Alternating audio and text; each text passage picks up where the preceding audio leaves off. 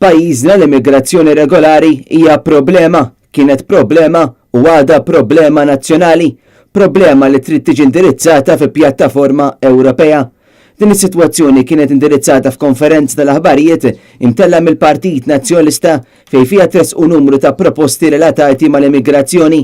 Il-kellim tal-oppożizzjoni l-affarijiet barranin Carmen Mifsud sostna li l-Partit Nazzjonalista se jibqa' partit bilanċjat u moderat li jara żewġ aspetti li jassigura l-protezzjoni tal-bniedem u tal-ħajja umana imma li persuni li ma ħaqhomx protezzjoni jaffaċċjaw ġustizzja.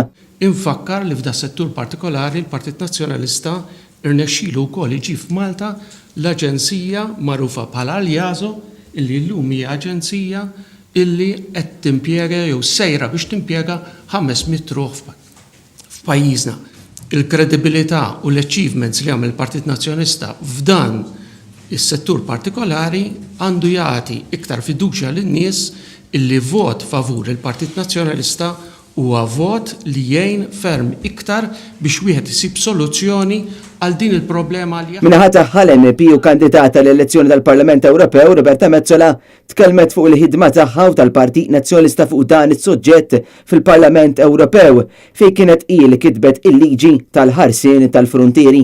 B'din il-liġi li ġiet approvata b'maġġoranza qawwija fil-Parlament Ewropew se jkun hemm ħarsien aħjar tal-frontieru. Dan ifisser aktar sigurtà fl-Unjoni Ewropea għaliex l-ewwel nett ser ikun hemm kontroll aħjar ta' min jidħol fl-Unjoni Ewropea. Il-kandidata l-elezzjoni tal-Parlament Ewropew Frank Psajla tkellem fuq l-isfida tal-influss ta' barranin f'pajjiżna, l-impatt tagħhom fuq il-popolazzjoni u anke fl-infrastruttura Maltija. Bħalissa huwa fatt magħruf li jidher ċar li m'hemmx pjan fit-tul dwar l-importazzjoni ta' ħaddiema barranin f'pajjiżna u dan qed ikollu impatt qawwi fuq l-infrastruttura ta' pajjiżna, fuq il-pagi tal-ħaddiema Maltin u mhux l-inqas ukoll fuq il-problema tal-kirjiet għoljin. U propju għalhekk li l-Partit Nazzjonalista qed jinsisti li għandu jkun hemm pjan fit-tul f'dan ir-rigward. L-MPs li se jiġu eletti għal Partit Nazzjonalista jinsabu kommessi bil-proposti fil-manifesti elettorali sabiex ikun hemm aktar diskussjonijiet fil-Parlament Ewropew biex tiġi mħarsa s-sigurtà ta' Malta. Preżenti għal din il-konferenza tal-aħbarijiet kien hemm ukoll is-sindku kandidata l-elezzjoni tal-Kunsill tan-Naxxar Enmeri Muscat Fenekadami u l-kandidat fuq lokalità tal-Mellieħa Marvin Abela.